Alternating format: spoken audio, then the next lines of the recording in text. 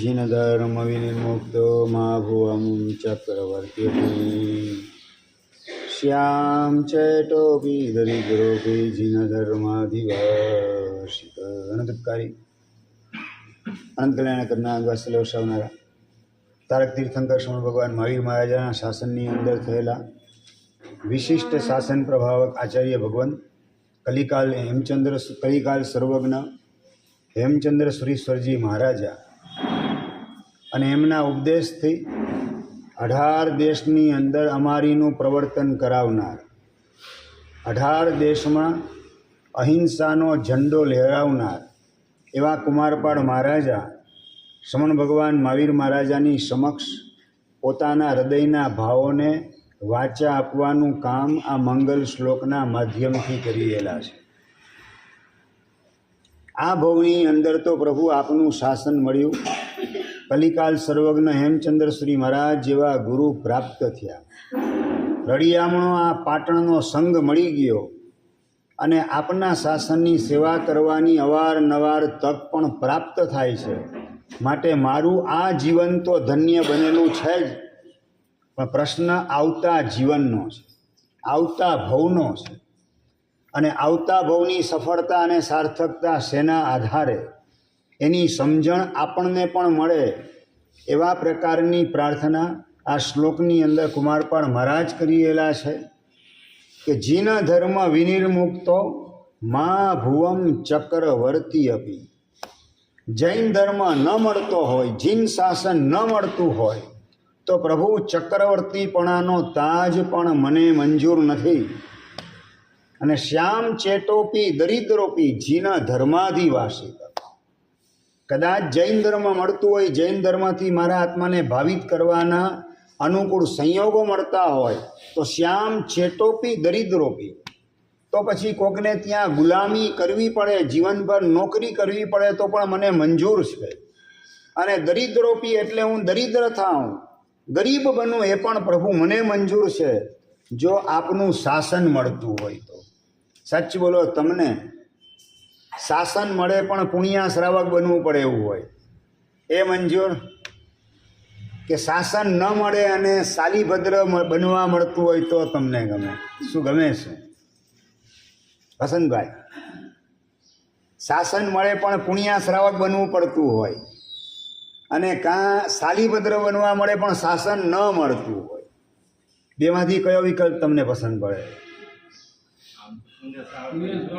પુણ્યા શ્રાવકનો ખરેખર એટલે ખબર છે ને, પુણ્યા શ્રાવક શું કરતો હતો?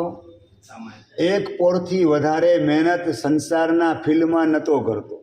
એક જ પોર એટલે 3 કલાક સંસારની પાછળ મહેનત. બંને, હા, વાત આ જ છે. બંને મળે એટલે ગઈકાલની પણ આજ તમારી વાતની તમને મેં જવાબ આપેલો હતો કે ગંગા અને ગટર બેયમાં ડૂબકી મારવાનું ગમે તો પછી આપણી ભૂમિકા કઈ છે? આપણો અંદરનું એટેચમેન્ટ કઈ જગ્યાએ છે? શાસન મળતું હોય પણ જો સંપત્તિ ન મળતી હોય, સત્તા ન મળતી હોય, સ્વજનોનું સુખ ન મળતું હોય, સંબંધો ડેવલપ કરવાનું સુખ ન મળતું હોય, શરીરનું સ્વાસ્થ્ય ન મળતું હોય, શરીરનું સૌંદર્ય ન મળતું હોય, બજારની અંદર સન્માન ન મળતું હોય તો પછી વિનેશભાઈ એ તો જોઈએ જ. હા, શાસન પછી નહીં મળે તો ચાલશે, જૈન ધર્મ નહીં મળે તો ચાલશે. આજે બહુ દુઃખની વાત છે કે જૈન શાસન મળવા છતાં, આર્ય દેશ મળવા છતાં, સંસ્કારી માતા પિતાને ત્યાં જન્મ લેવા છતાં પણ અહીંયા સંપત્તિ થોડીક ઓછી લાગે છે. ઓછી સંપત્તિ લાગે એટલે શું કરવાનું? હવે તમે લોકો ગામડામાંથી આ માધાપરમાં આવ્યા, ઘણા ભુજમાં આવ્યા, શા માટે આવ્યા? પ્રશ્ન એટલો જ છે. એટલે પેટ ભરાય એટલું નહોતું મળતું, પેટ ભરાય એટલું મળતું હતું પરંતુ પેટી ભરાય એટલું નહોતું મળતું. અને તમને રસ પેટ ભરાય એમાં કે તમારી પેટી ભરાય, પેટી છલકાય એમાં રસ? દીપકભાઈ, એ રસ કેમાં? ખાલી પેટ ભરાય એટલું મળે કે પેટી ભરાવી જોઈએ? પેટી ભરાય એના માટે તમે શહેરની અંદર ગયા, ભુજની અંદર માનો કે આવ્યા, ગાંધીધામની અંદર ઘણા ગયા, પેટી ભરાય એટલું મળી ગયું એટલે પછી આગળ વધીને હવે ક્યાં જવું? તો સુરત અને બોમ્બે, ચેન્નઈ અને બેંગ્લોર આ બધું દેખાવા માંડે. શેના માટે ભાઈ? પેટી ભરાય પણ પટારા નથી ભરાતા. એ પટારા ભરાય એના માટે ક્યાં? તો કે બોમ્બે જવાનું, સુરત જવાનું. તો અમારા પટારા ભરાઈ જાય, પટારા છલકાઈ જાય. અને હજી ઘણા એવા પણ હોય છે કે મુંબઈને છોડી અને ઠેઠ પાછા ક્યાં પહોંચે? તો કે હોંગકોંગ જવું છે, સિંગાપુર જવું છે, બેંકોક જવું છે, કેનેડાની અંદર જવું છે. શેના માટે? પટારા ભરાય પણ ખટારા નથી ભરાતા. આ ખટારા ભરવા માટે ક્યાં જવાનું? તો કે સિંગાપુર જવું છે, ઓસ્ટ્રેલિયા જવું છે. સમજાય છે ને? જીન શાસન મળવા છતાં એની કિંમત અને કદરનો પરિણામ નથી. હૃદયના કેન્દ્રની અંદર શાસનના બદલે સંપત્તિ ગોઠવાઈ ગઈ. માટે આર્ય દેશમાં જન્મ થાય, જૈન કુળમાં જન્મ થાય, સદગુરુનો જ્યાં સમાગમ અવારનવાર થાય, જીનવાણીનું શ્રવણ કરવાનો સંયોગ પ્રાપ્ત થાય, આવા ઉજળા સંયોગ જ્યાં છે તે ભારત દેશ અને પોતાનો સંગ બધું છોડી અને પરદેશ જવા માટે માણસ ડગલા માંડે છે. ત્યાં જવા માટેની હોડ કરતા હોય છે, વિઝા મેળવવા માટે ફાંફા મારતા હોય છે. લાઇનની અંદર 2 વર્ષ ને 3 વર્ષથી પોતાનો નંબર ગોઠવાયેલો હોય છતાં વિઝા નથી મળતા. એટલે રાતના 2 વાગે ઊંઘ ઉડે, 3 વાગે ઊંઘ ઉડે, પહેલો વિચાર વિઝા મારા ક્યારે પાસ થશે? 2 વર્ષ થઈ ગયા, ક્યારે મારો નંબર લાગશે? એટલે આર્ય દેશ મળવા છતાં, જીન શાસન મળવા છતાં, જૈન કુળમાં જન્મ મળવા છતાં પણ એને પ્રાયોરિટી આપવાના બદલે પ્રાયોરિટી કોને? તો કે સંપત્તિને પ્રાયોરિટી આપી માટે આર્ય દેશ છોડી અને અનાર્ય દેશની અંદર જવા માટે કેટલાય જીવો વલખા મારતા હોય છે. કેનેડાવાળા ભલે ત્યાંથી તગેડી મૂકવાનું કામ કરે, છતાં સપના કેના જોવાના? તો કેનેડા જવાના સપના. અમેરિકામાંથી ભલે પોતાની હકાલપટ્ટી થાય એવી શક્યતા હોય, કેટલાય ગુજરાતીઓની હકાલપટ્ટી થઈ એના મેસેજ વિનેશભાઈ તમારી પાસે આવ્યા કે નથી આવ્યા? કેટલાય ગુજરાતીઓની હકાલપટ્ટી ટ્રમ્પ આવ્યા પછી અમેરિકામાંથી થવા માંડી, છતાં પણ અમેરિકા જવાના સપના જોવાના ઘણાના ચાલુ છે. એનો મતલબ કે હૃદયના કેન્દ્રની અંદર સત્તા, સંપત્તિ, શરીરનું સુખ આ બધું ગોઠવેલું છે. 5 ઇન્દ્રિયના વિષયનું સુખ, આ લોક મીઠા તો પરલોક કોણે દીઠા, આવા પ્રકારની માનસિકતા અંદરમાં ઘૂંટાયેલી છે, અંદરમાં ગોઠવાયેલી છે. એના પ્રતાપે શાસન મળવા છતાં, આર્ય દેશ મળવા છતાં આ બધું છોડી અને જ્યાં સદગુરુના દર્શન ન થાય, જ્યાં જીનવાણી કાને સાંભળવા ન મળે, જ્યાં સુપાત્ર દાનનો લાભ ન મળે, એવી જગ્યાએ પણ દોટ મૂકવા માટે માણસ તૈયાર છે. કુમારપાળ મહારાજ પોતાના હૃદયની કેવી અભિવ્યક્તિ કરે છે, હૃદયના ભાવને વાચા આપવાનું કામ કરે છે. અને જીન શાસનમાં જન્મ લીધા પછી પણ આર્ય દેશમાં ગોઠવાયા પછી આર્ય દેશની બહાર જવા માટેની પડી કરતા લોકો એને કુમારપાળ મહારાજના હૃદયના ભાવોની સ્પર્શના કઈ રીતે થશે? એ $1,00,000નો ગંભીર પ્રશ્ન છે. આપણે આપણી જાતને પૂછવાની જરૂરત છે કે હૃદયનો ઝુકાવ દેવગુરુ ધર્મ તરફ છે કે દુકાન, ઘર અને પૈસા તરફ છે? હૃદયની અંદર આંબેલ ખાતાનું આકર્ષણ ગોઠવાયેલું છે કે હૃદયની અંદર હોટલ ને રેસ્ટોરન્ટ એનું એટેચમેન્ટ ગોઠવાયેલું છે? હૃદયની અંદર તીર્થસ્થાનોનો મહિમા ઘૂંટાય છે કે હૃદયની અંદર હિલ સ્ટેશનો અને રિસોર્ટની અંદર રખડવાનો ભાવ અને વોટર પાર્કની અંદર પડ્યા રહેવાનો પરિણામ ઘૂંટાએ રાખે છે? આપણી જાતને પૂછવાની આવશ્યકતા છે. આપણા અંતરાત્માને પૂછીએ કે 100 વર્ષ સુખી થવાની ઈચ્છા કે અનંતકાળ સુખી થવાની ઈચ્છા? શીતલભાઈ, પ્લાન શેનો તમારો?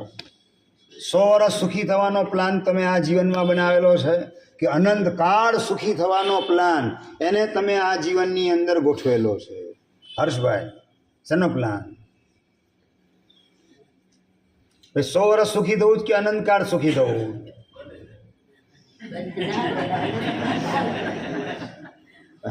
તકલીફ આ જ છે. બંનેની અંદર ઝુકાવ કઈ જગ્યાએ? બંનેની અંદર પણ વધારે પડતું હૃદય કઈ બાજુ ઝૂકેલું છે? અનંત શાસ્ત્રકાર કહે છે અનંતકાળ સુખી થવાનો પ્રયાસ કરે તો 100 વર્ષ પણ એના સુખમય પસાર થાય, શાંતિથી પસાર થાય. પુણ્યો શ્રાવક અનંતકાળ સુખી થવા માટેનો પ્લાન કરે છે અને આ ભવ પણ એનો શાંતિથી પસાર થાય છે. રાતના સૂતી વખતે કોઈ હાઈવોય નથી, કોઈ પીડા નથી, કોઈ અંદરમાં ઉકળાટ નથી કે ઉત્પાત નથી, કોઈ જાતની માનસિક ધમાલ ચકડી એનો શિકાર પુણ્ય શ્રાવક બનતો નથી.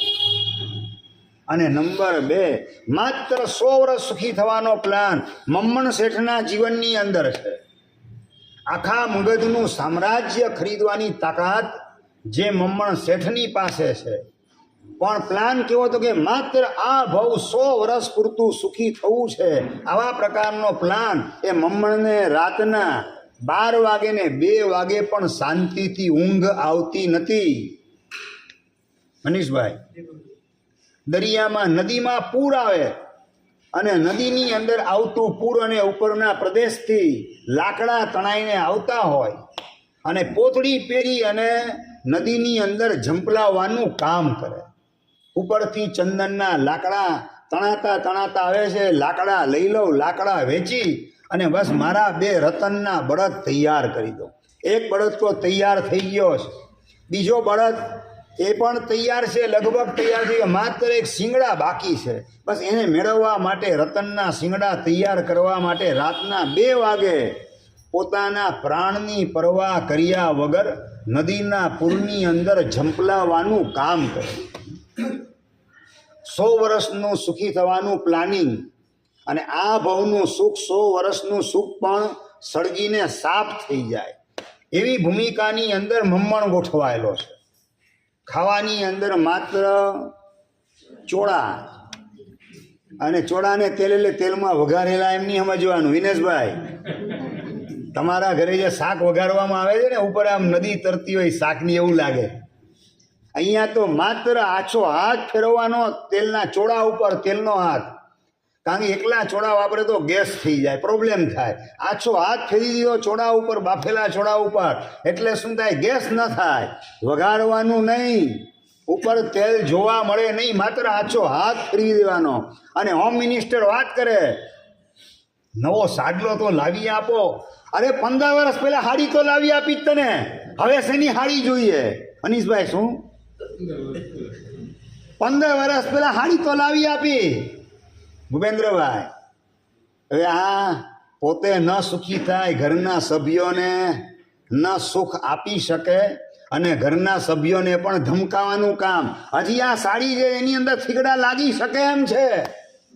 અરે સાડી હાવ ફાટી ગઈ, ક્યાં બહાર આપણે રખડવા જવું જ, ઘરમાં જ સાડી પહેરવાની જ ને, એમાં 15ની જગ્યાએ 25 થીગડા લાગ્યા તો ફરક શું પડે છે? It doesn't make any matter with you. સમજાય હર્ષભાઈ? આ મમ્મણ શેઠનો જવાબ. મગધનું સામ્રાજ્ય ખરીદવાની તાકાત હોવા છતાં પણ માત્ર 100 વર્ષ સુખી થવાનો પ્લાન 100 વર્ષ પણ સુખી તો થયો નહીં અને આંખ મીચાયા પછી 7મી નરકની અંદર ગોઠવાઈ ગયો. સેના પ્રતાપે તો માત્ર 100 વર્ષ સુખી થવું છે એનો પ્લાન. ન 100 વર્ષ સુધી સુખી થયો કે ન આંખ મીચાયા પછીની દુનિયાની અંદર સુખી થઈ શક્યો મમ્મણ શેઠ.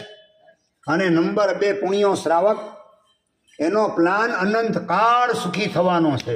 આ ભવ તો ગયા ભવના પુણ્ય પાપના હિસાબ મુજબ પસાર થઈ જશે, પણ અનંતકાળ પછી મારી સી દશા થશે? અનંતકાળ સુખી થવું છે એનું પ્લાનિંગ પુણ્ય શ્રાવકના જીવનની અંદર. રાતના ઊંઘ કોને મજેથી આવે?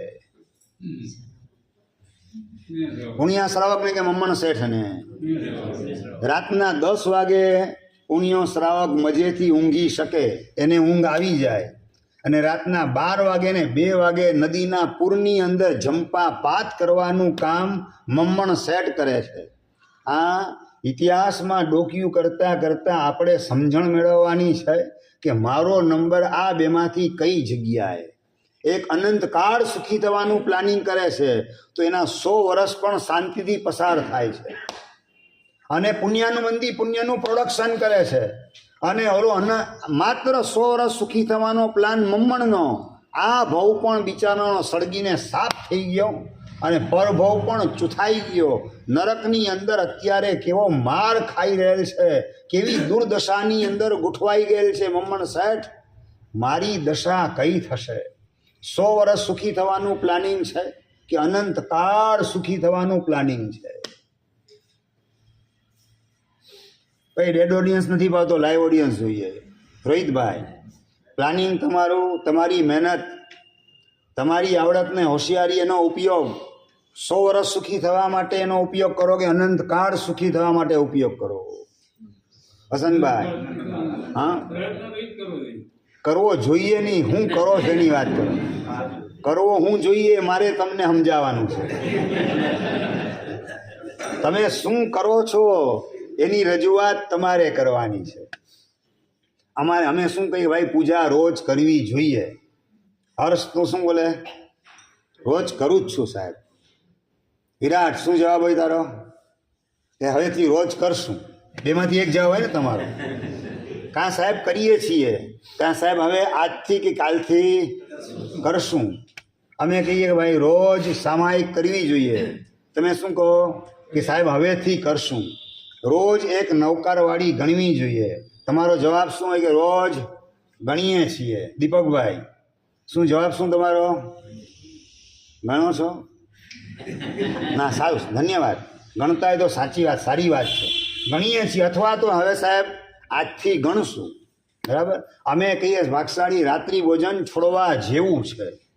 તમારો જવાબ શું હોય? શું વાત છે? આની અંદર ગડબડ છે. હું તો હજી રોહિતભાઈ આગળની વાત કરું છું. રાત્રિ ભોજનની વાત એની અંદર તમે લોકો અટકી ગયા. ભાઈ રાત્રિ ભોજન છોડવા જેવું છે. તમારો જવાબ શું હોય સેતુભાઈ? છોડવા જેવું છે કે સાહેબ છોડી દીધું કે આજથી છોડશું? કયો જવાબ કયો તમારો? તમારા બેમાંથી એક જવાબ હોય કે સાહેબ છોડી દીધું છે, અને કાં તો આજથી અથવા તો આવતીકાલથી છોડશું. છોડવા જેવું છે તમારો જવાબ ન હોય. હવે રાત્રિ ભોજનની અંદર જ તમે અટકી ગયેલા છો. હજી એના પણ ત્યાગના પરિણામ નહીં. અમદાવાદની અંદર ધનેશભાઈ નામના ભાગશાળી પોતાની દીકરીના લગ્નનો પ્રસંગ, મુંબઈથી જાન અમદાવાદ આવવાની હતી. પત્રિકા લેખન માટે વેવાઈ પક્ષ તરફથી પૂછવામાં આવે છે કે એડ્રેસ શું લખવું લગ્નના સ્થળ માટેનું. અને દીકરીના બાપ તરીકે ધનેશભાઈ, આમ દીકરીના બાપનો હાથ આમ નીચે હોય કે ઊંચો હોય? વિનેશભાઈ, શું વાત કરો છો? અત્યારે ઉપર પરિસ્થિતિ બદલાઈ ગઈ. એટલે તમે કહી શકો ને દીકરીના બાપ તરીકે કે ભાઈ લગ્ન તો જે છે પાર્ટી પ્લોટમાં નહીં, હોલની અંદર જ રહેશે. ગ્રીન લોન ઉપર કોઈને ચલાવવાનું પાપ મારે કરવું નથી. અને રિસેપ્શન દિવસે રહેશે, રાતે નહીં રહે. અને એમાં પણ માત્ર જૈન કાઉન્ટર રહેશે, નોન જૈન કાઉન્ટર નહીં રહે. આવું તમે કહી શકો ને દીકરીના બાપ તરીકે? ભૂપેન્દ્રભાઈ બોલી શકો? ના, એટલે ભગવાનના શાસનને પામેલ હોય એની વાત તમને કરવા માંગુ છું. જૈન કુળમાં જન્મ લઈને પણ મોહ રાજાના પક્ષકાર બનેલા હોય એવા લોકોની વાત કરવામાં મને રસ નથી. ભગવાનના શાસનને વફાદાર હોય, શાસનને સમર્પિત હોય, સદગુરુને સમર્પિત હોય એવા જીવોની વાત તમને કરવા માંગુ છું. અને એ દિશાની અંદર તમારે પણ ડગલા માંડવા જેવા છે. અને વાત કરે છે ધનેશભાઈ, ભાઈ તપાસ કરું છું ચારે બાજુમાં, હોલ ક્યાંય દેખાતો નથી. હોલ મળી જાય એટલે તમને હું જાણ કરું છું. સારું, 2 દિવસ પછી આપણે પૂછાવું છું.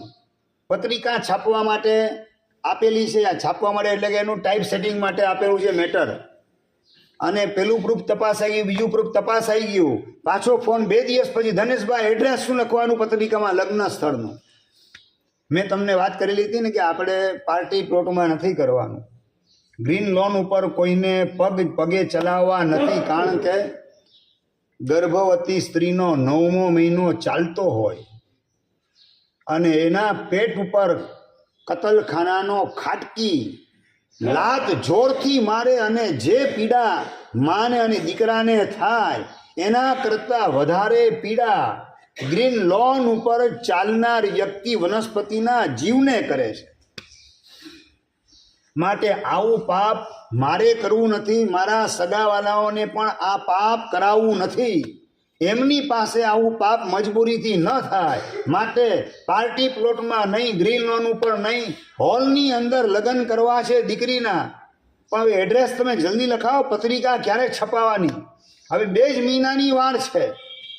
હું આપું છું, તપાસ કરું છું. 15 દિવસ પસાર થઈ ગયા છતાં કોઈ હોલ મળતો નથી. ત્યાં મુંબઈથી આવનારા 500 લોકો અને અમદાવાદના એમના 300 લોકો, 800 માણસ જ્યાં સમાઈ શકે એવા પ્રકારનો હોલ કંઈ દેખાતો નથી. અને ધનેશભાઈ વાત કરે છે કે કામ કરો, તમે પત્રિકા છપાવી દો, સ્થળ જે છે ને એ આપણે હાથેથી નામ લખી નાખશું. વસંતભાઈ ચાલે કે ન ચાલે? એવું મનીષભાઈ ચાલે ન ચાલે? એમાં તકલીફ શું? આખી પત્રિકા છાપેલી છે, સ્થળ જે છે હાથેથી લખી નાખવાનું. શીતલભાઈ ચાલે કે ન ચાલે? રોહિતભાઈ ચાલે? કેમ ન ચાલે? હા, ખરાબ લાગે. તો પછી રાતના જમાડીને અને ગ્રીન લોનમાં લગ્ન કરાવી અને નરકે જવું પડે, ખરાબ લાગે કે સારું લાગે? હવે એની વાત કરો.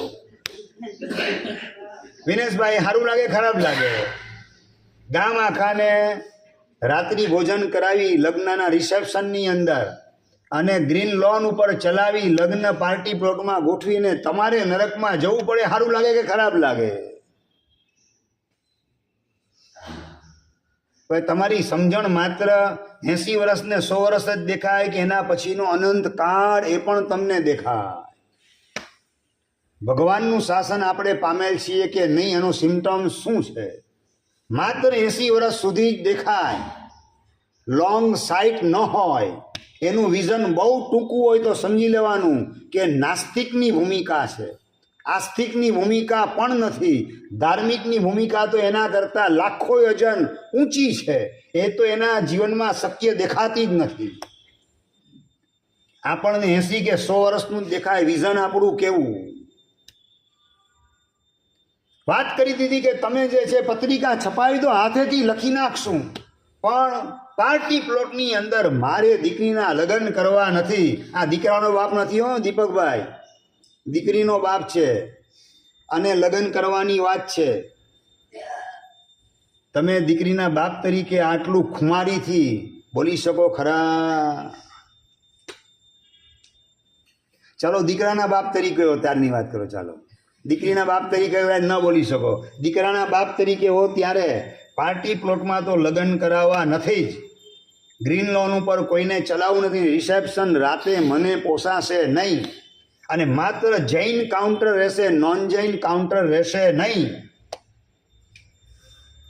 તમે દીકરાના બાપ તરીકે હો તો પણ લગ્નની અંદર ફટાકડા ફોડવાના નથી જ આવો નિર્ણય કરી શકો.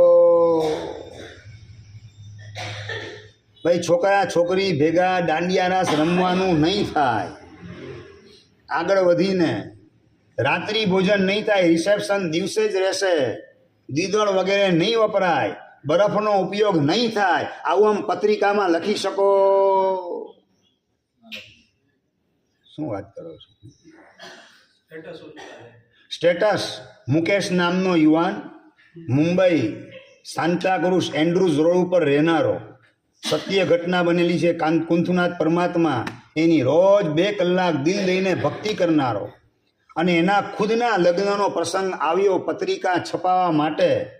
લખાણ ઘરમાં ચાલતું હતું ને એ વખતે મુકેશ પોતાના પિતાજીને વાત કરે છે કે પપ્પા, પત્રિકામાં શું લખવું એ આપનો વિષય છે, પણ ખાસ નીચે તાજા કલમની અંદર આ 3 કન્ડિશન તમે લખજો. બેટા, કઈ કન્ડિશન? પહેલા નંબરમાં લગ્ન પ્રસંગે ફટાકડા ફૂટી શકશે નહીં.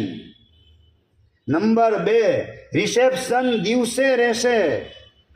અને નંબર 3 છોકરા છોકરી ભેગા ડિસ્કો દાંડિયા રાસ રમી શકશે નહીં. આ 3 કન્ડિશન પિતાજી આપ લગ્નની પત્રિકામાં ખાસ લખજો. આ નજીકના વર્તમાન કાળમાં બનેલી સત્ય ઘટના તમને કહું છું. મુંબઈમાં રહેવા છતાં પણ આ સ્ટેટસની વાત તમે કરો જ ને હર્ષભાઈ, આ સ્ટેટસ તમને સમજાવું છું. અને બાપ વાત કરે કે બેટા એની અંદર તો આપણું સ્ટેટસ ડિસ્ટર્બ થાય, લોકોની અંદર ખરાબ દેખાય, વેદિયા દેખાય, આપણે ધર્મની પૂંછડી છીએ એવું લાગે, ઓર્થોડોક્સ લાગીએ. કે પિતાજી જો મારા લગ્નની પત્રિકા છપાવવાની હોય તો એની અંદર આ 3 કન્ડિશન લખવી અનિવાર્ય છે. બાકી લગ્નના 2 દિવસ પહેલા હું ગાયબ થઈ જઈશ, મુંબઈમાં હું હાજર નહીં રહું. મનીષભાઈ, ભગવાનના શાસનને પામેલી વ્યક્તિની ખુમારી કઈ હોય એની વાત હું તમને કરી રહેલો છું. બેટા પણ આ લોકો જે નારાજ થઈ જાય આવું બધું લખીએ તો તને ક્યાં દુનિયાદારીની હજી સમજણ છે? તારા કરતા મેં દિવાળી, દિનેશભાઈ શું કહો, દીકરાને શું કહો તમે, રોહિતભાઈ શું કરો વાત, તારા કરતા દિવાળી મેં વધારે જોયેલી છે. અને તમારો દીકરો વાત કરે બાપુજી મારા કરતા હોળી વધારે પીટાવી તમે. ભૂપેન્દ્રભાઈ આ બધું સત્ય તમને સમજાય કેટલું? દિવાળી વધારે જોઈ અને આપણે આપણી જાતને એના કરતા વધારે અક્કલવાળા છે એમ પુરવાર કરવા માગીએ. પણ બેટા તને વાંધો શું છે આ 3 શરત ન લખીએ તો? પિતાજી મારી આ લગ્નની પત્રિકા છપાય અને પત્રિકા એના મેસેજ જો ગુરુ મહારાજને મળે કે આ મુકેશના લગ્ન થયા હતા અને રાતના રિસેપ્શન રાખેલું હતું, ફટાકડા ફોડવામાં આવેલા હતા, છોકરા છોકરી દાંડિયા રાસ ભેગા રમેલા હતા, આ બધા સમાચાર જો ગુરુ મહારાજને મળે તો ગુરુ મહારાજ નારાજ થશે. એ ગુરુદેવ નારાજ ન થાય માટે આ 3 કન્ડિશન લખવી અનિવાર્ય છે. જગતને ખુશ કરવા માટે તમે ગમે એટલા ધમ પછાડા કરો પણ ગળામાં કેન્સરની ગાંઠ ફાટી નીકળે એ વખતે ખુશ થયેલું જગત તમને રિસ્પોન્સ આપવાનું કામ કેટલું કરશે? વેદનામાં ભાગ પડાવવાનું કામ કેટલું કરશે? મુકેશ વાત કરે છે કે પિતાજી જે જગતને અને જે લોકોને ખુશ કરવાનું કામ આપણે કરવા માગીએ છીએ પણ પાપનો ટાઈમ બોમ્બ ફૂટશે ત્યારે એ જગત આપણને વેદનામાં ભાગ પડાવવામાં કામમાં આવવાનું નથી.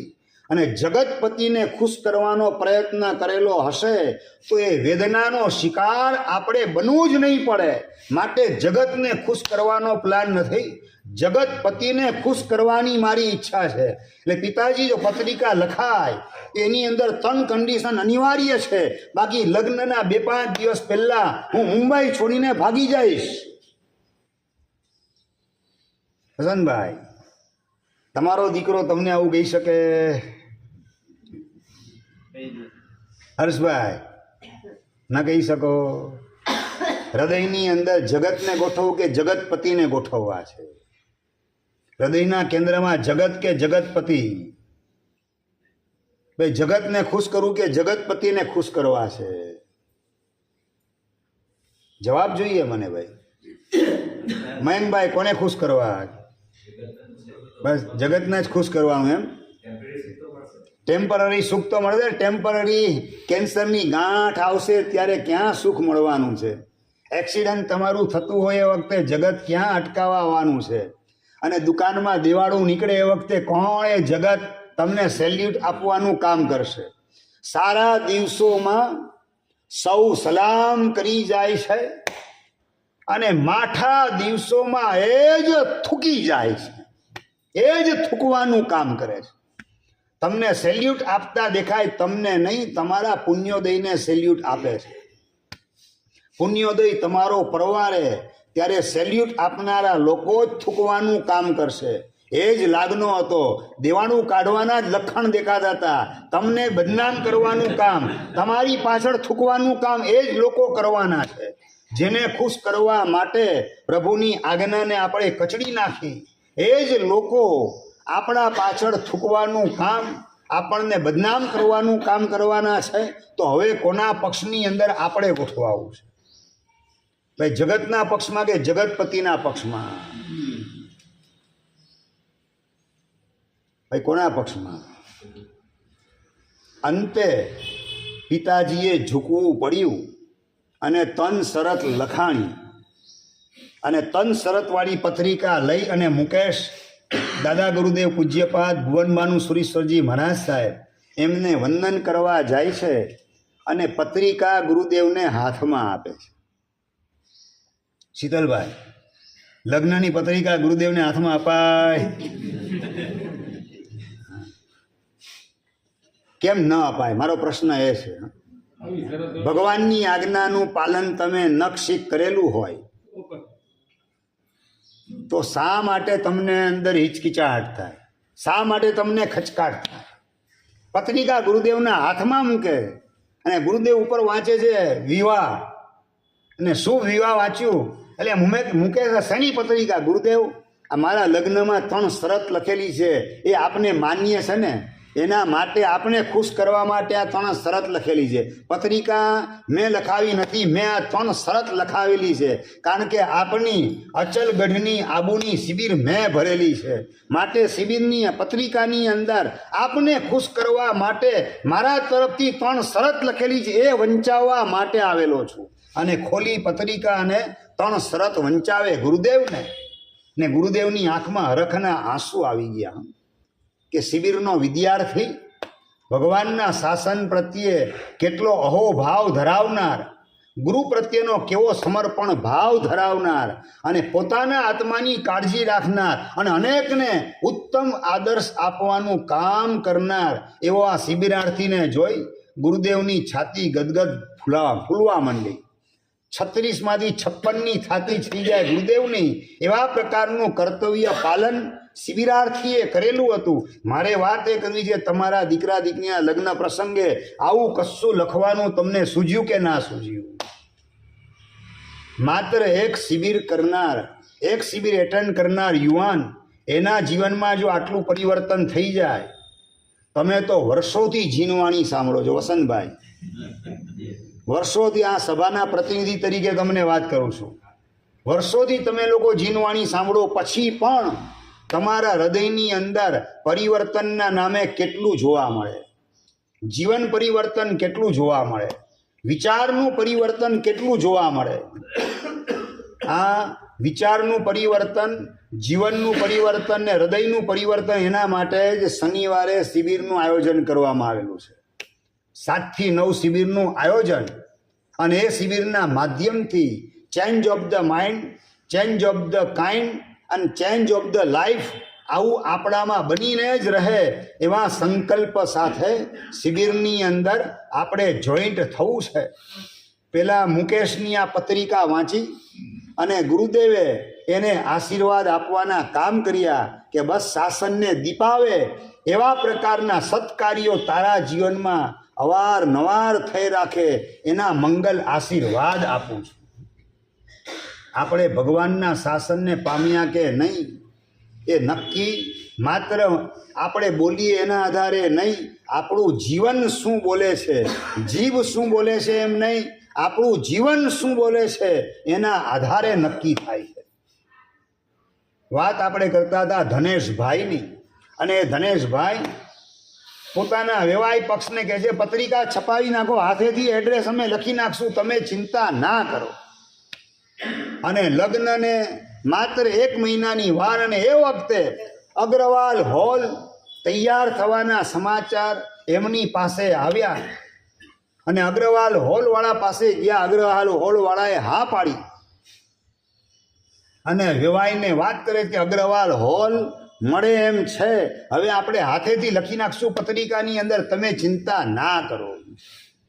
અમદાવાદ લાવણ્ય સોસાયટી પાલડી એરિયામાં આવેલ, અને ત્યાં રહેનારા ધનેશભાઈ ઘર દેરાસર પોતે બનાવેલું છે, અદ્ભુત ભક્તિ કરે સવાર સાંજ પરમાત્માની, અને લગ્ન પ્રસંગે અગ્રવાલ હોલની અંદર એક રૂમમાં પરમાત્માને પધરાવે છે, ધાતુના ભગવાન અને બિરાજમાન કરે છે. લગ્ન પ્રસંગે જેટલા જાનૈયા મુંબઈથી પધારે, બારગામથી પધારે, એક પણ વ્યક્તિ પરમાત્માની પૂજાથી વંચિત ન રહે એના માટે લગ્નનો જે હોલ હતો અગ્રવાલ હોલ, એની સાઈડની રૂમની અંદર પરમાત્માને બિરાજમાન કરવાનું કામ, અને સવારના પોરની અંદર પોતાની દીકરીને જમાય એ જ અગ્રવાલ હોલની અંદર તીગડામાં બિરાજમાન કરેલા પરમાત્મા ઉપર સ્નાતક ભણાવવાનું કામ કરે છે. તમારા લગ્ન પ્રસંગે જાનૈયા અને ભગવાનની પૂજાથી વંચિત ન રહેવું પડે એનો વિચાર તમારા મનમાં આવે કે ના આવે? રોહિતભાઈ, હમણાં જ પ્રસંગ ગયો તમારે ત્યાં, દિનેશભાઈ હમણાં જ પ્રસંગ ગયેલો છે. જાનૈયાઓ માટે ભગવાનની પૂજાથી વંચિત ન રહેવું પડે, વિચાર આવે કે ના આવે? તમે, હું તો વ્યવસ્થાની વાત કરું છું વસંતભાઈ, વ્યવસ્થા તો હજી દૂરની વાત છે. વિચાર જ તમારા મનમાં ના આવે તો વ્યવસ્થા તમે ગોઠવો કઈ રીતે? અને પોતાની દીકરીને જમાય એ પોતે જ સ્નાતક મહોત્સવ લગ્નના દિવસે, સાચું લગ્નના દિવસે આમ પૂજા કરી તેવું યાદ આવે છે? અહીંયા જેટલા બેસેલા છે ને પ્રશ્ન કરું છું, લગ્નના દિવસે પૂજા કરેલી એવું યાદ આવે? શીતલભાઈ, યાદ આવે કે યાદ ના આવે? ભૂપેન્દ્રભાઈ, યાદ આવે કે યાદ નથી આવતું? લગ્નના દિવસે સાહેબ મેં પૂજા કરી હતી, યાદ આવે છે? હર્ષભાઈ જવાબ જોઈએ છે? નહીં, પ્રાય નહીં, નહીં જ બોલો ને, પ્રાય ક્યાં લગાડવું? સારા દિવસોમાં પણ પૂજા તમને યાદ કેટલી આવે છે? નોર્મલ સંયોગની અંદર પણ પૂજા યાદ ના આવે. શિયાળામાં મોડા ઉઠ્યા એટલે સીધું પહોંચવાનું તો કે દુકાને. શિયાળાની અંદર મોડા ઉઠ્યા તો નાસ્તામાં કાપ લાગે કે પૂજામાં કાપ લાગે? મોડા ઉઠ્યા તો હવે ચાલો દુકાને અડધો કલાક લેટ જઈશું, પણ પૂજા તો મસ્ત. પરમાત્માની પૂજા વગર નહીં ચાલે, બીજા બધા વગર ચાલશે પણ પરમાત્માની પૂજા સેવા વગર નહીં ચાલે. એવો પરિણામ ભીતરમાં પ્રગટાવ્યો કે નથી પ્રગટાવ્યો? આપણે જે કંઈ કરીએ છીએ એ આપણા જ ભવિષ્યનું નિર્માણ કરીએ છીએ. હું જે કંઈ કરું છું એ મારી જ જાત સાથે રમત રમવામાં નિમિત્ત બની ન જાય એવા પ્રકારનું પ્રભુની આજ્ઞાને આગળ ધરી અને મારે કરવાનું છે. આટલી સમજણ જેની પાસે આવે એનું ભવિષ્ય 100% ઉજળું છે. કારણ કે આપણે જ આપણા ભવિષ્યના નિર્માતા છીએ. આવતા ભવમાં તમારે ક્યાં જવાનું એનો નિર્ણય ભગવાન કરશે કે તમે કરશો? ભાઈ, આવતા ભવમાં તમારે સદગતિમાં જવું કે દુર્ગતિમાં જવું એનો નિર્ણય ભગવાનના હાથમાં કે તમારા હાથમાં? દીપકભાઈ, આપણા હાથમાં. બરાબર છે? તમને ખ્યાલ છે કે આવતા ભવમાં શાસન મળવું કે શાસનની બહાર ફેંકાઈ જવું એ આપણા હાથની વાત છે, ભગવાનના હાથની વાત નથી. તો આપણા હાથની જે વાત છે એમાં સાવધાની આપણી પાસે કેટલી મળે? કઈ નહીં. તો ફ્યુચર કેવું છે? બ્રાઇટ છે કે ટોટલી બ્લેકઆઉટ છવાયેલું હોય એવા પ્રકારનું ફ્યુચર છે? 50, 60, 70, 80 વર્ષ તો જૂના પુણ્ય અને પાપના હિસાબ મુજબ પસાર થઈ જવાના. What next? પછીનો અનંત કાળ મારી સ્થિતિ કઈ સર્જાશે એનો વિચાર શાંત ચિત્તે તમે કેટલી વાર કરેલો છે? 80 વર્ષ સુખી થવા માટેના જેટલા ધમ પછાડા, તો અનંતકાળ સુખી થવું હોય એના માટે મહેનત કેટલી કરવી પડે? આમ 83 માંડો, હિસાબ માંડો તમે. 80 વર્ષ સુખી થવા માટે જો 10 કલાક તમે મહેનત કરતા હોય, 12 કલાક મહેનત કરતા હો, તો અનંતકાળ સુખી થવા માટેનો પુરુષાર્થ કેટલો જોઈએ? ભાઈ, કેટલો જોઈએ પુરુષાર્થ? વિરાટભાઈ, વિચાર આવે કે ના આવે? નહીં. તો આપણે શેના આધારે બોલી શકીએ કે અમને પરમાત્માનું શાસન જોઈએ છે, પરમાત્માનો ધર્મ જોઈએ છે અને મોક્ષનું સુખ જોઈએ છે? આવું અત્યારે આપણે બોલીએ છીએ એ હોઠનો જવાબ છે કે હૈયાનો જવાબ છે? એ બહારથી બીજાને સમજાવવા માટેનો જવાબ છે કે અંદરનો સાચો જવાબ છે? આપણી જાતને ટકોરો મારીને પ્રશ્ન પૂછવાનો છે. બીજાને સમજાવી દેવાથી આપણું કામ થવાનું નથી. આપણો સાચો જવાબ હોય કે ના, બીજું બધું મળે કે ન મળે, શાસન તો જોઈએ જ, ધર્મ તો જોઈશે જ, સદગુરુનો સમાગમ જોઈએ, જીનવાણીનું શ્રવણ તો જોઈએ, જીનાજ્ઞાનું પાલન તો જોઈશે જ. એના વગર મારું ઠેકાણું પડશે નહીં. બીજું બધું આઘું પાછું થશે તો ચાલશે, ઓછું વધતું થશે તો ચાલશે, પણ પરમાત્માની આજ્ઞાનું પાલન મસ્ત. કારણ કે પ્રભુને મને સુખી બનાવવામાં રસ છે. તમારી આસપાસમાં જેટલા ગોઠવાયેલા છે એને સાચું બોલો, તમારામાં રસ છે કે તમારી પાસે જે છે એમાં રસ છે? સમજાય છે ને બરાબર ભૂપેન્દ્રભાઈ? તમારી આસપાસમાં જે ગોઠવાયેલા છે, ઘરના મેમ્બર, તમારું યશમેનનું સર્કલ, સોસાયટીના માણસો, એ બધાને તમારામાં રસ કે તમારી પાસે જે છે તેમાં રસ છે? મનીષભાઈ, તમારી આજુબાજુમાં જે ગોઠવાયેલા હોય છે, ફરતા હોય છે, તમારામાં રસ કે તમારી પાસે જે છે એમાં રસ છે? બીજી વાત, અમને તમારામાં રસ કે તમારી પાસે જે છે એમાં રસ?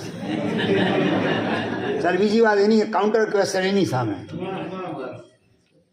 આ સભામાં બેસેલ એક પણ વ્યક્તિને મેં મારી લાઈફમાં એવું પૂછેલું છે ખરું કે ભાઈ તમારી પાસે કેટલું છે? મનીષભાઈ, આવો પ્રશ્ન મેં કર્યો ક્યારે? તમને એની આખી જિંદગીમાં મેં ક્યારેય કોઈને દીક્ષા પછી પ્રશ્ન નથી કર્યો. સંસારીપણે કર્યો હોય તો મને ખબર નથી, પણ દીક્ષા પછી તો આવો પ્રશ્ન એક પણ વ્યક્તિને મેં કરેલો નથી જ. તમારી પાસે શું છે, કેટલું છે, બેંક બેલેન્સ કેટલું છે, દાગીના કેટલા છે, શેર કેટલા છે, જમીન કેટલી છે, એક પણ પ્રશ્ન પૂછવાની વાત નહીં, વિચાર પણ અમારા મનમાં ઉગતો નથી. અમને તમારી પાસે શું છે એમાં રસ નથી, અમને તમારામાં રસ છે. તમે સુખી થાવ એમાં અમને રસ છે, તમારું ભવિષ્ય ઉજળું થાય એમાં અમને રસ છે. હવે ત્રીજો એક પ્રશ્ન તમને પૂછી લઉં વિનેશભાઈ, કે જેને તમારામાં રસ છે એમાં તમને રસ ખરો? કે જેને તમારામાં રસ નથી, જેને તમારામાં રસ નથી, તમારી પાસે જે છે એમાં જેને રસ છે એમાં તમને રસ છે? કે તમારામાં જેને રસ એમાં તમને રસ? આ ભાષા સમજાય જ ને? અઘરું નથી લાગતું ને? મને રોહિતભાઈ, અઘરું નથી લાગતું ને? બરાબર સમજાઈ ગયા? એમ તો આઈક્યુ તો જોરદાર છે બધા. હા, માધાપરમાં રહેતા બધાનો આઈક્યુ તો જોરદાર છે. હા ભાઈ, અમને રસ તમારામાં છે, અને તમારી આજુબાજુમાં જે ગોઠવાયેલા છે એને તમારી પાસે જે છે એમાં રસ છે, તમારામાં રસ નથી. સાચું કે ખોટું? હું વાત કરું, સાચું એમ? એ સાચું બોલતા પણ કંઈ આંચકો ન લાગે? કે જેને સાચવવા 24 કલાક તમે મહેનત કરતા હોય અને એને તમને સાચવવામાં રસ ન હોય, તમારી પાસે શું છે એમાં રસ હોય, તમારામાં રસ બિલકુલ ન હોય, આ સાંભળ્યા પછી આંચકો ન લાગે? તમારે પાસેથી આ જવાબ મેં સાંભળ્યો છે, બરાબર ને? કે તમારી આસપાસમાં જે ગોઠવાયેલ છે એને તમારામાં રસ નથી, તમારી પાસે જે છે એમાં રસ છે. તમે જ બોલો છો ને વસંતભાઈ? હું બોલું છું. એ તમે રાતના 8 વાગે 8:30 વાગે જમવા માટે આવો, એ વખતે શ્રાવિકામ ના પાડે કે નહીં, આ ઘરમાં રહેવું હોય તો તમને રાત્રિ ભોજન હું નહીં કરવા દઉં, આવું શ્રાવિકા બોલે? દીપકભાઈ વધી ગયું. આવ ભાઈ હરખા, આપણે બે સરખા. આ ચોરનો ભાઈ ઘંટી ચોર બધા ભેગા થયા હોય, એમાં કોને સુધારવાની વાત કરવી અને ક્યાંથી મારે શરૂઆત કરવી તમારા માટે? હા, એ પણ બહુ ગંભીરતાથી મારે વિચારવું પડે. હા, શ્રાવિકા પરમાત્માના શાસનને પામેલી. લગ્નના બીજા દિવસે વિજય નામનો યુવાન, કાંતિલાલ ઘેલાભાઈ, મુંબઈ દાદર સંઘનો એ યુવાન કાંતિલાલ ઘેલાભાઈ, પોપટલાલ ચાલ એની અંદર રહેનારા, અને લગ્નના બીજે દિવસે ઓફિસેથી આવીને વિજય નામનો યુવાન ટીવી ચાલુ કરે છે, ટીવીની સ્વિચ ઓન કરે અને જેની સાથે લગ્ન થયે માત્ર 24 કલાક થયેલા છે એ શ્રાવિકા આવીને ટીવીની સ્વિચ ઓફ કરી દીધી. મનીષભાઈ, સત્ય ઘટના તમને કહું છું. વિજયે ટીવીની સ્વિચ ઓન કરી અને એની શ્રાવિકા લગ્નને હજી 24 કલાક જ થયા છે, ટીવીની સ્વિચ ઓફ કરી દીધી. તમને શરમ નથી આવતી? મારામાં એવી શું ખામી છે કે તમને બીજી સ્ત્રીને જોવાનું મન થાય ટીવીના માધ્યમથી, અને પરસ્ત્રીના દર્શન કરીને ભવાંતરમાં આંખ ન મળે એવા પ્રકારનું પાપ કરવું જોઈએ આંખનો દુરુપયોગ કરવા દ્વારા? શું ભગવાનના શાસનને પામેલી શ્રાવિકાની ખુમારી હોય? આને કહેવાય કે ભાઈ તમારામાં રસ છે. તમારી પાસે શું છે એમાંની? તમારામાં મારો હાથ પકડનાર વ્યક્તિ પંચની સાક્ષીએ મારો હાથ પકડ્યો અને એ દુર્ગતિમાં જાય એ મારા માટે કલંક કહેવાશે. એ મને પોસાય નહીં. મેં જેનો હાથ પકડેલો એ દુર્ગતિમાં જાય મારા માટે કલંક કહેવાય. મને એ પાલવેની પોસાય નહીં. આવું સમજનારી શ્રાવિકા વાત કરે છે પોતાના શ્રાવકને કે મારામાં શું કચાશ છે કે બીજી સ્ત્રીને જોવાનું મન ટીવીના માધ્યમથી તમને થાય છે. સાચું બોલો, તમને આવા શ્રાવિકા મળ્યા કે નથી મળ્યા? તમને આવા જમાઈ મળે કે તમારી દીકરી તમારા જમાઈ માટે આવા પ્રકારનો રોલ અદા કરે એવું તમને લાગે? આપણે ક્યાં છીએ અને ક્યાં હોવા જોઈએ? મુંબઈની મોહમય નગરીમાં રહેવા છતાં પણ વિજયભાઈ પોતે મને વાત કરેલી આ ઘટના છે એટલે મને ખબર પડી. અને મને વાત કરે કે સાહેબ, આવી શ્રાવિકાને પામીને હું તો ધન્ય થઈ ગયો. હવે મારી નરક કેન્સલ. હવે હું દુર્ગતિમાં નહીં જાઉં. હું જતો હોઈશ દુર્ગતિના માર્ગે તો આ શ્રાવિકા મને અટકાવ્યા વિના રહેશે નહીં. મારી હવે દુર્ગતિ કેન્સલ થઈ ગઈ. એ જ વખતે મારા મનમાં વિચાર આવ્યો, આ પરમાત્માના શાસનને પામનાર યુવાનની પણ કેવી ખાનદાની. જોને તોની ભાષામાં તમારા દીકરાને તમારી પુત્રવધુ ટીવીની સ્વિચ ઓફ કરી નાખે, તમારા દીકરાને તમારી એની પોતાની પત્ની માટે વિચાર કયો આવે?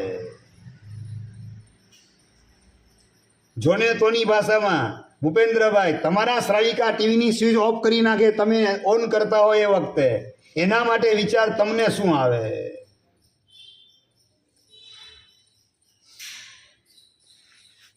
ભાઈ, ડેડ ઓડિયન્સ નથી ફાવતો, લાઈવ ઓડિયન્સ જોઈએ. તમારે સભાના પ્રતિનિધિ તરીકે બોલો ભાઈ. વ્યક્તિગત ન બોલી શકતા તો સભાના પ્રતિનિધિ તરીકે ઈગો હર્ટ થાય તો પરમાધામી ધોલાઈને પીટાઈ કરશે, બે ટાંટિયા પકડીને માથું વધેરી નાખશે શ્રીફળની જેમ. એ વખતે તમારો ઈગો ક્યાં સચવાવાનો નરકની અંદર? એનો વિચાર કેટલો આવ્યો? ઘેટા બકરા બનીને કતલખાનામાં કપાતા શું બે બે બે ચીસા ચીસ કરતા કરતા એ વખતે આપણો ઈગો ક્યાં સચવાવાનો? આપણું સ્ટેટસ ક્યાં સચવાવાનું? આપણી ગુડવિલના ફૂરચા બોલાતા વાર લાગવાની નથી. એનો વિચાર તમને ખોટું કરતી વખતે કેટલો આવે? ખોટું કરતી વખતે આ વિચાર ન આવે? આપણો ઈગો ને આપણું સ્ટેટસ ને આપણી ગુડવિલ આ બધાને આપણે આગળ ધરી અને પરમાત્માની આજ્ઞાને કચડવાનું પાપ કરીએ. Vote next? આપણું ફ્યુચર કેવા પ્રકારનું હશે એનો વિચાર આપણા મનમાં કેટલો ઉગે? ના આવે વિચાર? ત્યાં ઈગો આપણો કેટલો ઘેટા બકરા બન્યા પછી આપણો ઈગો કેટલો સચવાવાનો? ભાઈ, કેટલો સચવાશે? અને શ્રાવિકાએ જે કર્યું એ ખોટું કર્યું. તમારા આત્માની કાળજી રાખવા માટે તમારી આંખનો તમે કરેલો દુરુપયોગ, હોંશે હોંશે પરસ્ત્રીના કરેલા દર્શન ટીવીના માધ્યમથી, અને એના કારણે ભવાંતરમાં તમે આંધળા થાવ, તમે દુર્ગતિમાં ન જાઓ, એના માટે શ્રાવિકા સ્વિચ ઓફ કરી નાખે કે તમારે આંધળા થવું ન પડે, દુર્ગતિમાં જવું ન પડે. એને ખરેખર તમારામાં રસ છે માટે આવું સ્ટેપ અપનાવેલું છે. તો આ સ્ટેપ ભરનાર શ્રાવિકાને ધન્યવાદ આપવાનું કામ કરો કે એના પ્રત્યે માનસિક ફરિયાદ ઊભી કરો ને મેણા ટોણા મારવાનું કામ કરો? હા, નહીં, તમે શું કરો એમાં એ જાણવા માંગુ છું. ધર્મ પામેલો હું કહે તો મને સમજણ છે, તમે શું કરો એમ પૂછું છું. તમે ધન્યવાદ આપો કે એના વચ્ચે ફરિયાદનો વિચાર ઊભો કરો. આ ધર્મની ઢીંગલી થઈ ગઈ, મારું અપમાન કરવાનું કામ કરે. હું સમજે તારા મનની અંદર રહેવું હોય તો રે, અહીંયા ઘરમાં વાગી પિયર ભાગી જા. હું બોલો, હું વિચાર શું આવે, બોલવાનું શું કામ કરો. વિજયભાઈએ જેવી ખાનદાની દેખાડી કે આ શ્રાવિકા મળી એટલે મારી દુર્ગતિ હવે કેન્સલ, આવતા ભવમાં જરૂર મને પરમાત્માનું શાસન મળશે જ. આવા ઉત્તમ પાત્ર સાથે મારો સંબંધ બંધાયેલો છે. અને વિજયભાઈ મને વાત કરે કે સાહેબ એ વખતે શ્રાવિકાને વાત કરી કે માત્ર હું સાયન્સનો સ્ટુડન્ટ છું, એના કારણે મને સાયન્સની વાત ટીવીના માધ્યમથી જાણવાની આવે, એના માટેની એક ચેનલ આવતી હોય છે. કઈ ચેનલ ખબર છે? Discovery Channel. એ ડિસ્કવરી ચેનલ પૂરતી મને તું છૂટ આપ, બાકી હું ટીવી હવે જિંદગીમાં ક્યારેય નહીં જોઉં. રજા માગે છે. કોણ કોની પાસે રજા માગે? લગ્નના 24 કલાક પછીની વાત છે આ, કે માત્ર ડિસ્કવરી ચેનલ પૂરતી મને તું છૂટ આપ, બાકી ટીવીનો આજથી હું ત્યાગ કરું છું. ટીવીમાં બીજું કશું જોવાનું કામ નહીં કરું. ભગવાનના શાસનને પામેલી વ્યક્તિની કઈ ભૂમિકા હોય એ સમજતો હું જે કંઈ કરું છું એ મારા જ ભવિષ્યનું નિર્માણ એના માધ્યમથી થવાનું છે. તો મારા ભવિષ્યને ધૂંધળું બનાવવું નથી, મારા ભવિષ્યને અંધકારમય બનાવવું નથી. જે કંઈ કરું છું એ મારા જ ભવિષ્યનું બુકિંગ કરું છું. બીજાની સાથે પણ જે વ્યવહાર કરું છું એના દ્વારા મારા જ ભવિષ્યનું નિર્માણ થવાનું છે. એવું સમજનારો પરમાત્માના શાસનને પામેલ શ્રાવક કે શ્રાવિકા કોઈની પણ સાથે ખોટું કરી શકે નહીં, પોતાની જાત સાથે પણ ખોટું કરી શકે નહીં, કે બીજાની સાથે પણ ખોટું પગલું બિલકુલ ભરી શકે નહીં. ખોટું પગલું બીજા સાથે ભરીશ, બીજાની સાથે અન્યાય કરીશ, તેનું રિઝલ્ટ મારે પોતે જ ભોગવવું પડશે. હું જે કરું છું એ જ મારી સાથે ભવિષ્યમાં થવાનું છે. આટલું સમજનારો ક્યારેય કોઈની સાથે ખોટું પગલું પણ ભરી શકે નહીં, ખોટું બોલી શકે પણ નહીં, ખોટું વિચારી શકે પણ નહીં. પણ આવી સમજણ પેલા ચુનીલાલ પાસે નથી, અને એના જ કારણે 10 ડાયમંડ મંગાવેલા હતા, એમાંથી નીકળ્યા 15. ડાયમંડની ડબ્બીમાં ઉપર 5 હતા અને અંદર નીચેના ભાગમાં 5 ગોઠવાયેલા હતા. અને ભાઈલાલ જે છે એના મુસ્લિમ મિત્રએ જે 5 નંગ આપેલા હતા, એ ભાઈલાલે પોતાની જે ડબ્બી હતી જેની અંદર 5 ડાયમંડ હતા, 25 કેરેટના અને 27 કેરેટ વગેરેના, એની નીચે એના 5 ડાયમંડ મૂકેલા હતા. ઉપર પોતાના 5 ડાયમંડને ડબ્બીની નીચે પોતાએ મિત્રના, મુસ્લિમ મિત્રના 5 ડાયમંડ સાચવવા માટે મૂકેલા હતા. અને યોગાનુયોગ એ જ ડબ્બી ચુનીલાલને અપાઈ ગઈ, કે જેમાં અંદરના ભાગમાં પોતાના મિત્રના, મુસ્લિમ મિત્રના 5 ડાયમંડ, ઉપર પોતાના 5 ડાયમંડ, બીજી ડબ્બીમાં બીજા પોતાના 5 ડાયમંડ. પોતાની ચામડાની આંખે એ વખતે તત્કાલીન દેખાયા 10 ડાયમંડ. મેં 10 ડાયમંડ મંગાવ્યા, 10 મોકલેલા છે. ચુનીલાલે 10નો હિસાબ મોકલી આપ્યો. અને 2 દિવસ પછી અચાનક વિચાર આવ્યો, ઓહ, મારા મુસ્લિમ મિત્રએ આપેલા 5 નંગ હતા જે ડબ્બીની અંદર નીચેના ભાગમાં મેં મૂકેલા હતા, ઉપર દેખાય એમ નતા, અને એ ડબ્બી ચુનીલાલને મેં મોકલી આપી. ઓહ, કંઈ ગડબડ ન થઈ જાય. એટલે ચુનીલાલને તત્કાલ ફોન કર્યો. રાતના સૂતી વખતે યાદ આવ્યું, 11 વાગ્યાની આસપાસ ફોન કરે ચુનીલાલને. ચુનીલાલ, પેલી ડબ્બી મેં 10 નંગ મોકલેલા, હા 10 નંગનો હિસાબ મેં મોકલી આપ્યો તમને. 10 નંગ મારા વેચાઈ ગયા છે. આપણે જે વાત થઈ મુજબ આપણે કિંમત, પણ એ વાત હિસાબની નથી, પણ એ ડબ્બીની અંદર બીજા 5 ડાયમંડ હતા. ના ના, એ તો મને કંઈ ખબર જ નથી. અંદર પેટમાં ઘૂસી ગયેલું પાપ, અંદર પેટમાં ઘૂસી ગયેલો ચોર એની પાસે જુઠ્ઠું બોલાવાનું કામ કરે છે. ના, મને એની કંઈ ખબર નથી, પણ એના શબ્દના ટોન ઉપરથી ભાઈલાલ ઓળખી ગયો કે આમાં નક્કી કંઈક ગરબડ છે. એને ખ્યાલ હોવા છતાં છુપાવવાનું કામ કરે છે.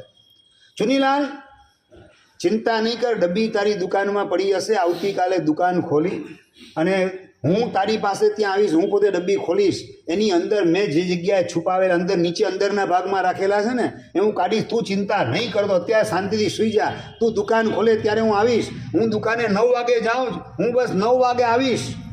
9:05 કમે ભાઈલાલભાઈ હાજર થઈ ગયા.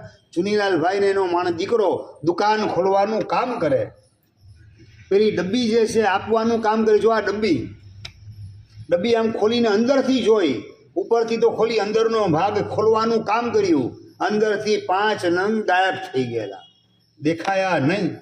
આમાં કંઈ છે નહીં, જોઈ લે તું ડબ્બી, તારા હાથે જ જોઈ લે.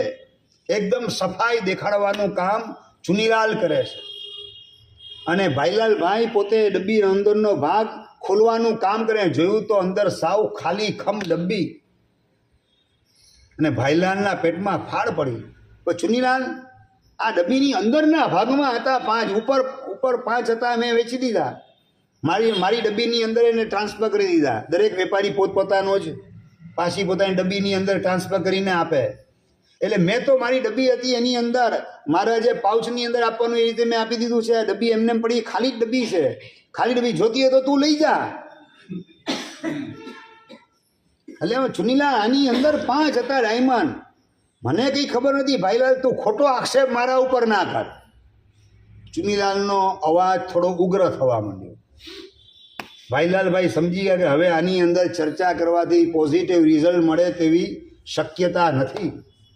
વર્ષોનો પ્રેમ, વર્ષોની આત્મીયતા, વર્ષોની મિત્રતા, બધાની ઉપર પાણી ફેરવનારું તત્વ હોય તો કોણ? પૈસો નહીં, પૈસાનો રાગ. પૈસાનો વાંક નથી આમાં. પૈસાનો ક્યાં વાંક કાઢો? પૈસાની મૂર્છા, ધનનો લોભ, અણહકનું લેવાનું વલણ એ પ્રોબ્લેમ પેદા કરે છે. એ અણહકનું લેવાનું વલણ ચુનીલાલના મનની અંદર, અને એના કારણે આ પ્રોબ્લેમ ઊભો થઈ ગયેલો છે. અને કડકાઈથી વાત કરે, ચુનીલાલ, ભાઈલાલ, તું આક્ષેપ મારા ઉપર ના કર. ભાઈલાલભાઈ સમજી ગયા કે હવે આની અંદર દાળ ગળે તેમ નથી. મુસ્લિમ મિત્ર જ્યારે આવશે ત્યારે વાત મનથી નક્કી કરી લીધી, એની જે કંઈ કિંમત હોય એ કિંમત હું ચૂકવી દઈશ.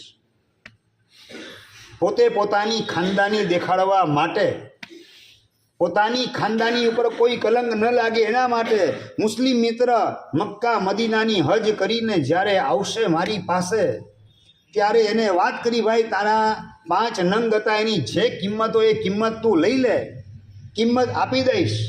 હવે આ ચુનીલાલની અરે સંઘર્ષ કરવાનો કોઈ મતલબ નથી. મારી પાસે એનો કોઈ સબૂત નથી, કોઈ સાક્ષી નથી.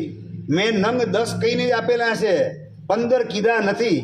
એટલે એમાં એનો કોઈ વાંક વ્યવહારથી સાબિત કરાય એમ નથી. એટલે બસ મારા કોઈ કર્મનો ઉદય શાંત ભાવે એનો સ્વીકાર કરી લઉં, અને જે કિંમત હોય ડાયમંડની એ મુસ્લિમ મિત્ર જ્યારે આવે ત્યારે એને એના પૈસા જે કંઈ થતા હોય એ ચૂકવી દઈશ. આવું મનોમન નક્કી કરે છે ભાઈલાલભાઈ. ચુનીલાલભાઈ તો અંદરથી એકદમ હરખાતા હતા. વાહ રે વાહ, જલસા પડી ગયા.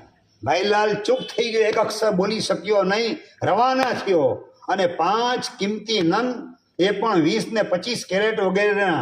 અને આપણે તો લીલા લહેર 1 કરોડ રૂપિયા આમ ને આમ મફતની અંદર મળી ગયા છે. અને મફતમાં મળેલું એ ચુનીલાલને હજમ થાય છે કે કેમ, એ બહુ ગંભીર વિચારણા. અત્યારે તો સમય પૂરો થઈ ગયો. અગ્રે વર્તમાન જો, જીનાજ્ઞાવિત કહેવાય તો મિચ્છામિ.